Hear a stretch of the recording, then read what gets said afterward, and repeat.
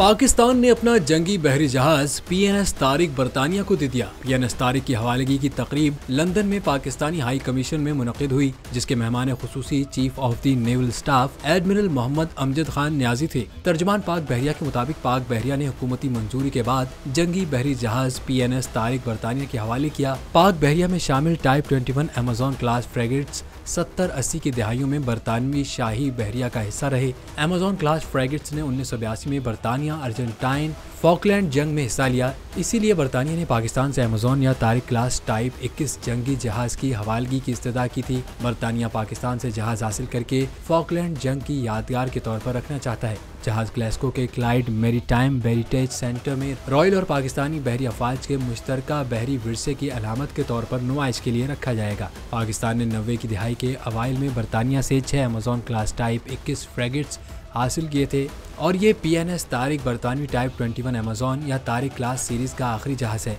बरतानवी साख्ता type 21 Tariq class फ्रेगेट्स ने 30 साल तक पाक बहरिया में कलीदी खिदमत सरअंजाम दी और इसका नाम मुजाहिद इस्लाम तारिक बिन ज़ियाद से मंसूब करके PNS तारिक रखा था।